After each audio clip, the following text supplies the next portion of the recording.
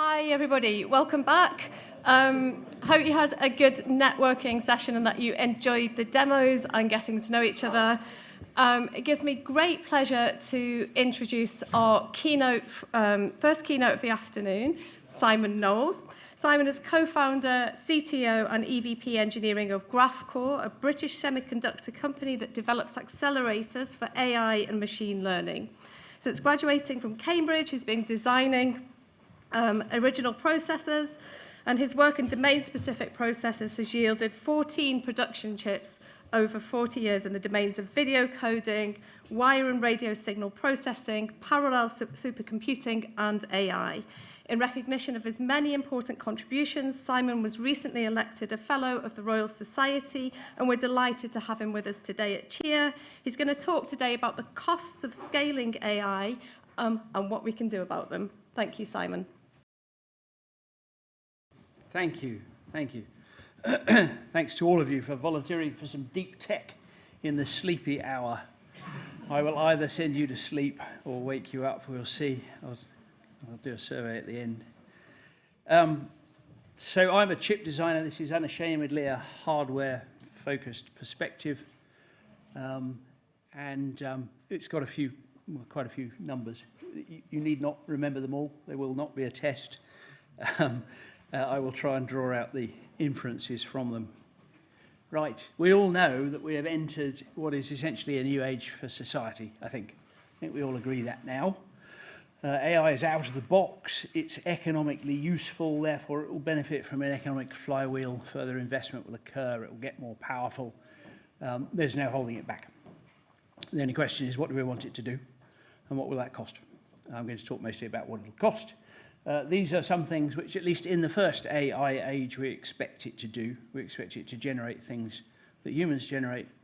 We expect it to do things for us, like drive cars, organise our lives, perhaps govern entities which are beyond human governance, like national health services and political parties. Who knows? We can dream.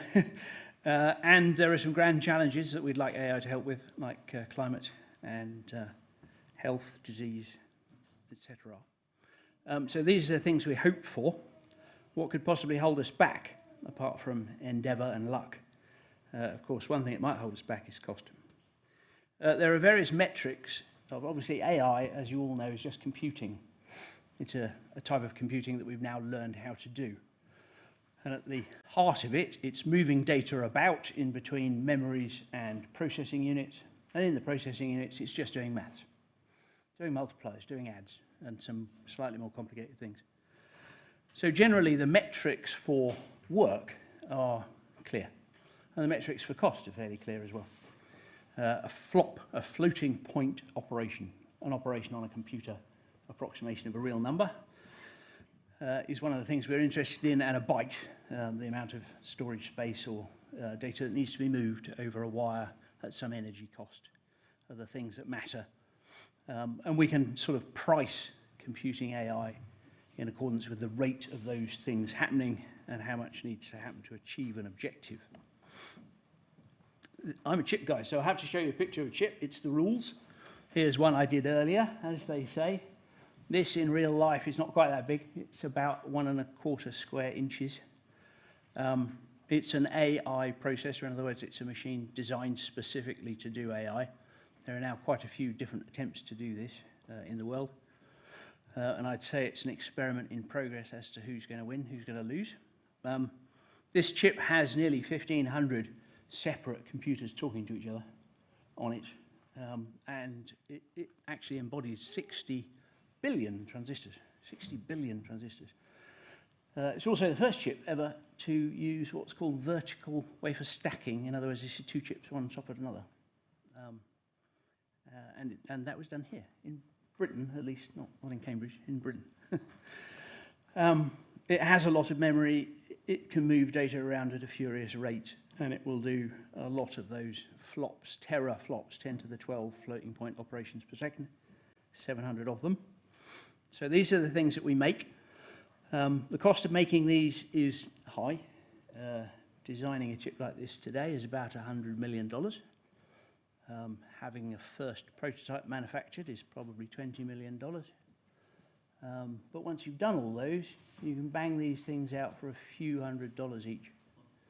You then obviously put them into metal chassis, you put chassis into racks, you put racks into warehouses, and you end up with AI supercomputers. And as we all know, computing gets better over time, doesn't it? We get more and more performance at less and less energy and less cost. Jensen Huang, who runs NVIDIA, the dominant AI chip and computer company today, claims that we have achieved, or they have achieved, with their GPUs, over 1 million x improvement in performance in the last 10 years.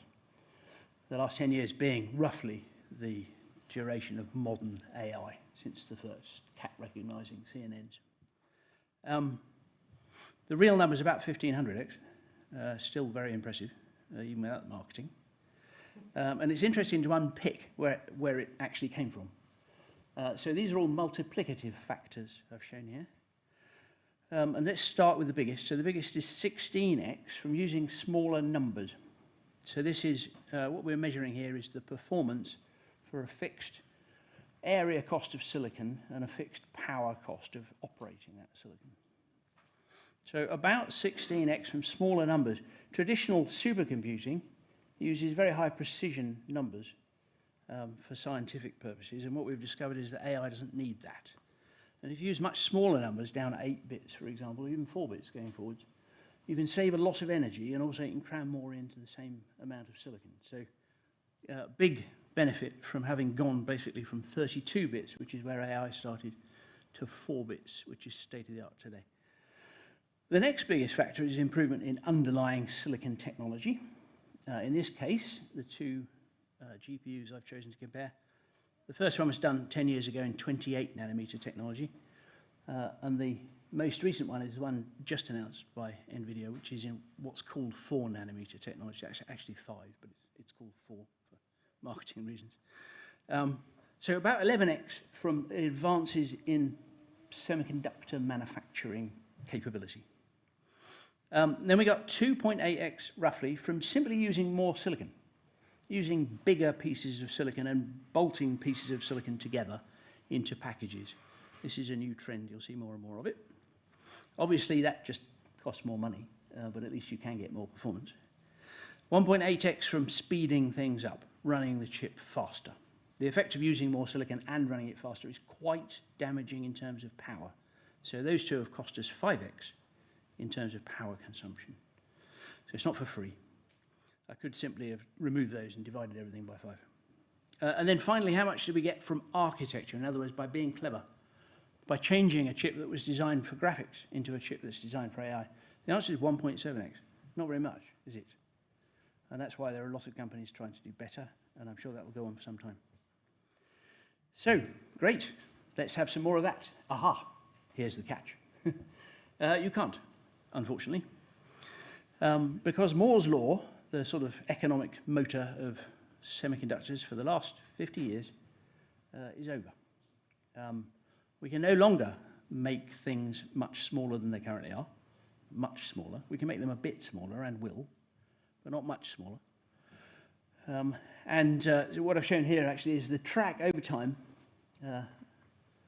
over, what is that, 35 years, 30 years, say, of the density of what we call 2T logic. So logic, arithmetic and things like that, is generally built out of cells that have 2 transistors, one on top of the other, and that's why they're 2T cells.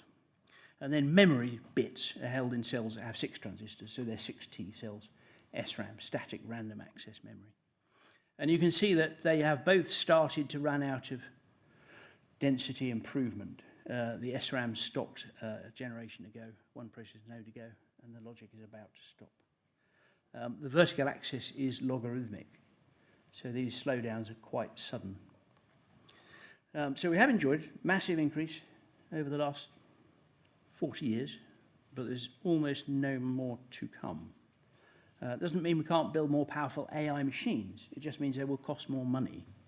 And as you will also see, they will burn more power. What can we do about this? Well, of course, we haven't given up.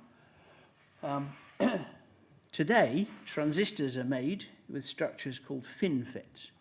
The actual transistor channel structure is literally a vertical fin that sticks out of the horizontal wafer of silicon. They're very, very small. They're about 6 nanometers thick, about 30 nanometers tall, and there are 1 or 2 or 3 of these per functioning transistor. So the first thing we're doing at the moment is taking those fins from that axis and putting them in that axis. And then we can actually put them on top of each other instead of side by side. And we get a denser transistor. So these are called ribbon FETs, and we're currently designing in ribbon FETs. You'll see the first products with ribbon FETs next year. The other thing is that's also in design at the moment is what's called a backside metal stack. So traditionally a silicon wafer exists, you process it to form transistors, you put down layers of metal wires on the top of that to connect the transistors together. About half of those wires end up being necessary to supply power. So half of them are used to carry signals and half are used to supply power. And what we've learned how to do is to take all the power ones and put them underneath. And this means that we can cram more signal wires in, and therefore we can actually, again, achieve a bit of a shrinkage. And then the last step that's on the roadmap, frankly, is that most logic gates consist of 2 types of transistors, N-type and P-type, next to each other. And at the moment they're sort of one on top of the other in flat space. And we're going to put one on top of the other in 3D space instead. That's called a complementary FET. You can see the dates here. So a complementary FET is still 9 or 10 years away. And the sum total of these things is not very dramatic in terms of historical comparison. So there are sort of real cleverness going into making things smaller, but diminishing returns. So what are we doing instead to build more powerful chips? Well, we're using more silicon. So we can't, for optical field reasons, build silicon chips that are physically much bigger than a square inch. In fact, it's quite likely that limit will go down a bit. But what we can do is make lots of those chips and stack them very close to each other so that when you send signals between them, it doesn't require much energy. And we can do that in 2 dimensions, or we can do it in 3 dimensions, or we can mix. And these are some examples of the technologies which are now being used to do that. So top left is an AMD GPU that uses 4 big silicon die, kind of laid out as a set of tiles. The one in the center middle is an Intel GPU. It was so expensive to make that they didn't make very many, and they just stopped making them. So they sort of overdid it. They did their tour de force of what could be manufactured and then discovered it was so expensive no one would buy it. So there's a lesson there. The one on the top right, you've probably got in your laptop. That's an Apple chip. That's packages on top of a substrate, memory packages in this case, etc. The one on the bottom right is one of ours. That's the wafer on wafer. In other words, you literally take 12-inch silicon wafers from the factory before you chop them up into chips, and you weld them together. I kid you not, you weld them together. It's not welding with a oxyacetylene torch or anything. You polish the surfaces to such a mirror finish that when you bring them together, these metal surfaces and indeed insulator surfaces atomically bond. So they cold weld themselves because the 2 crystal lattices align. But it is welding in a sense. Right, so there are many techniques, bottom line, many techniques for using more silicon. So you can get more performance, but it will cost you more dollars and will burn more power. Power. This is what's historically happened to power. There has already been a bit of a slowdown in 2005, the end of what we chip designers call Dennard scaling. That reduced our annual rate of progress from 66% a year. I mean, that was furious. We could build chips that were much, much lower power. That's why you've all got a supercomputer in your pocket now, because of that. Anyway, it slowed down dramatically when we hit the end of Dennard scaling, which meant that we couldn't aggressively scale voltage anymore. Voltage is our biggest lever on power. And we've been living in a reduced scaling regime since then. And we are now entering basically a constant voltage era, and that means that there's very little power improvement to be had going forwards as well. So it's a bit of a double whammy. Not only can't we reduce the cost of semiconductors, we also can't reduce the power of semiconductors. much. We can a bit, again, but not much. Again, the vertical axis is logarithmic, so this is quite dramatic. Is power economically significant? I mean, silicon area is economically significant. The more silicon you want, the more dollars you have to pay. Is power significant? Well, in a data center context for running AI, this is roughly how it pans out. You spend about 2/3 of your money on buying the computer. About 1/3 is operating the computer, and practically all of that is power proportional. It's not all proportional to how much power you actually consume. The larger part is proportional to the amount of power that you might consume. In other words, your worst case scenario, that you have to design your data center cooling systems and power supply systems for. You try and get your worst case scenario to be quite close to your actual usage scenario, but that's quite difficult.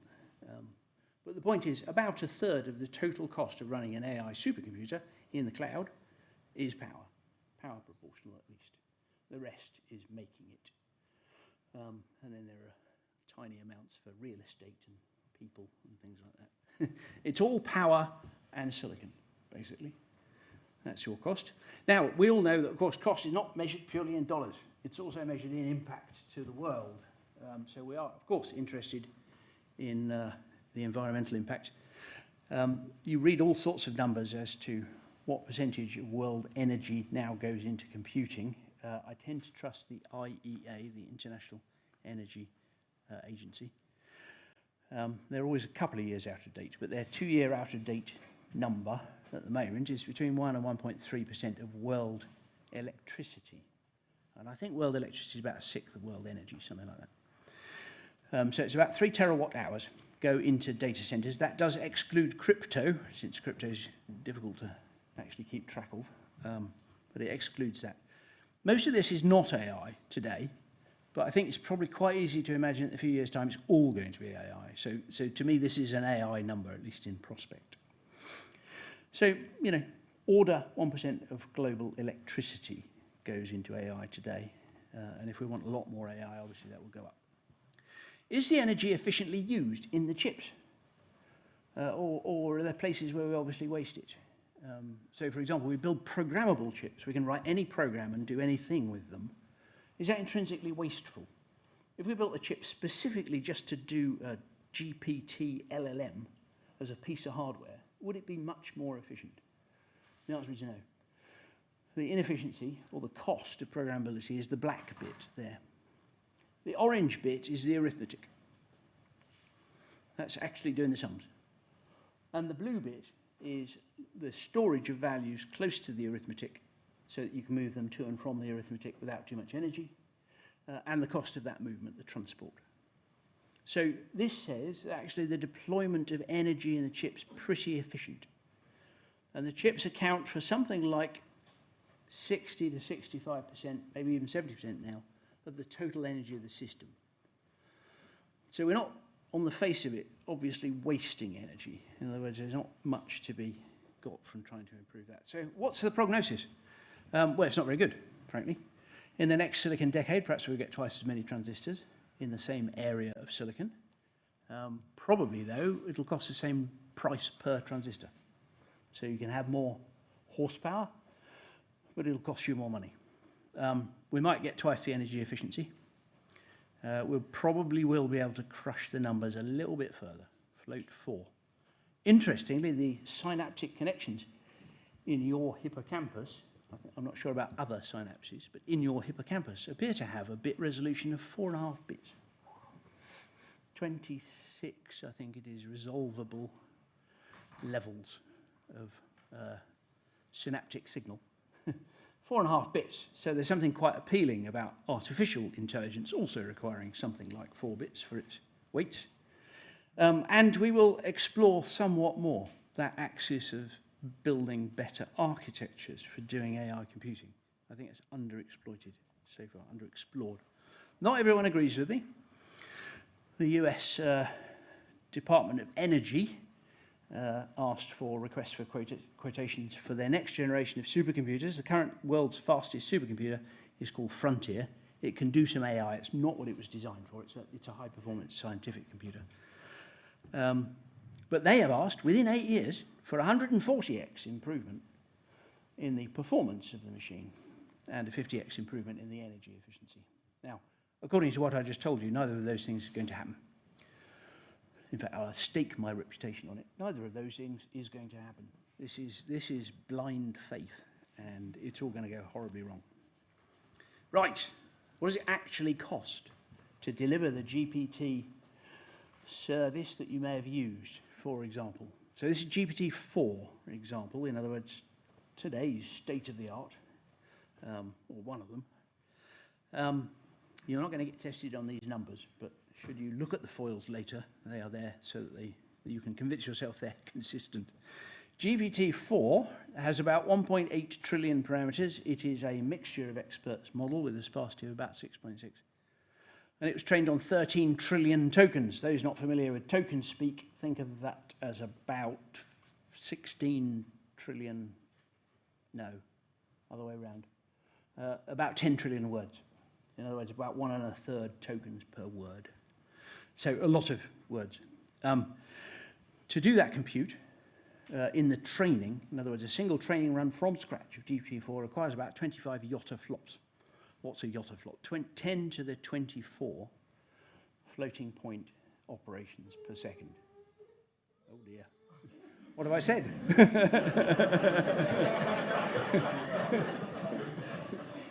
I am not the only person distressed by the fact that this requires 25 yottaflops. That is an outrageous number. Up until very recently, yotta was the largest SI prefix for big numbers. It covers, for example, the ratio between the universe and an atom or an electron or something. It's that big. And I'm glad to say that the SI authorities have now introduced 2 new prefixes specifically to deal with the ongoing march of computing. So, at least when we build computers that are 1,000 times or 1,000,000 times more powerful, we will have prefixes to describe them. Anyway, 25 yottaflops. Roughly the state of the art today is you can do about a teraflop per second, 1 trillion floating point operations per second for about a watt. Or if you prefer energy, 1 picojoule per tiny multiply or add. So training this thing requires about 7 gigawatt hours, and that is about that percentage, 0.0023% of global data center energy consumption in a year. Doesn't look like that big a number, but if 1,000 people do it, and they do it, 10 times a year, then it could be a big number. At the moment, people can't afford to, so it's okay.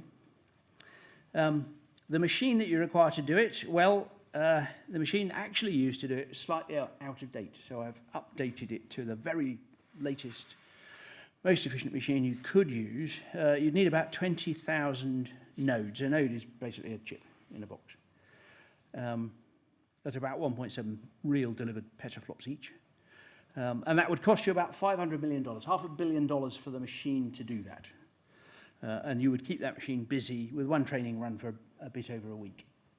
As I say, the real thing was done over many weeks on a much slower, more old-fashioned machine, but in the future, that's roughly where we are. Inference, the other side of the coin, very much depends on the shape of inference, but at the moment, the current trend is to use quite a large input, in particular to gather reference material to go alongside your query, and then produce a relatively smaller output. So in this case, 32,000 input tokens to 1,000 output tokens. If you do that on a GPT-4 sized model, then you'll need to map the model over about 64 chips. And that'll be about a 100 kilowatt system. And that'll do 26,000 queries per hour at 4 watt hours a query. You're not expected to be able to interpret this graphic, by the way. That's just to show where the numbers came from. So if you wanted to do 1 billion queries a day, suppose you're OpenAI and you want to do 1 billion queries a day, which corresponds for this example to about 600,000 simultaneous users at any moment in the day, something like that. OpenAI's demand may be much bigger than that, I don't know. But if it was 1 billion queries a day, then you would require a machine that would cost you $2.5 billion today and would burn 170 megawatts. So the world's most powerful supercomputer that I mentioned, Frontier, is a 20 megawatt machine. So that's a really, really big machine. And that would consume about 0.5% of global electricity today. So what's in prospect? I have 2 more slides, one titled Prospect, one titled Hope. So we can scale AI computing. I hope I've got that across. But the dollars and the watts will scale with it. Do we want to spend that on our planet and from our pockets? If AI usage, for example, went up by a factor of 1,000 over the next few years, which I think is entirely imaginable, then we'd need 10 times the global electricity infrastructure that we have today. That's harder to imagine, very much harder. It would require a vast number of new nuclear power stations or the equivalent. So it is imperative, if we intend to scale AI, to make all those things I had on slide number 1, that we reduce the computational work per unit of intellectual work, that we make these things more efficient. We're not going to make the computers much more efficient. We have to make the AI more efficient. How we might do that? So I can think of 3 things.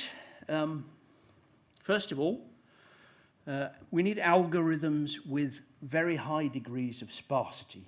The GPT-4 has a sparsity of 6.6. We need hundreds or thousands. By sparsity, what I mean is this. When you receive a stimulus, like I say a word, that goes in through your ears, not every one of your synaptic connections is involved in processing that word. Not all of your neurons fire. Only a very, very small percentage. In other words, the data only interacts with a very small number of the parameters of your brain. And that's what we need from AI. Conventional AI models have the opposite property. Every datum interacts with every parameter. That's where all the energy goes. So mixture of experts is a very first step, but there are other prospects we need to develop them angrily. The second is the concept of the model in an AI program. It is just a computer program. But the existence of the model lays out what the program's going to do in a way that traditional computer programs don't get to see. Well, now, we can exploit this because 90% of the transistors in a traditional microprocessor are there to cope with unpredicted events, unpredictable events, data-dependent events.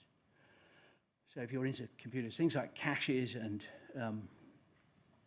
dynamic memory allocation, contention on interconnects, all these things are actually visible and predictable at compile time, given the model. It's a unique characteristic of an AI program. So why haven't we adapted to it? Well, the problem is we've got to change the hardware and the software at the same time. And there's your chicken and egg. No one's going to start changing the software until the hardware exists. Who's going to bet $100 million on a new piece of hardware when there's no software? It's really hard. But frankly, I think we're going to have to do it. And then finally, as I've mentioned before, I think there will be a diversity of machine designs. A machine that's optimized for training will have different characteristics to one optimized for inference, likewise for different types of model, etc. If it wasn't expensive, you'd just produce one general machine and it would do everything. But it is expensive, so we have to produce multiple machines. That's all. Thank you.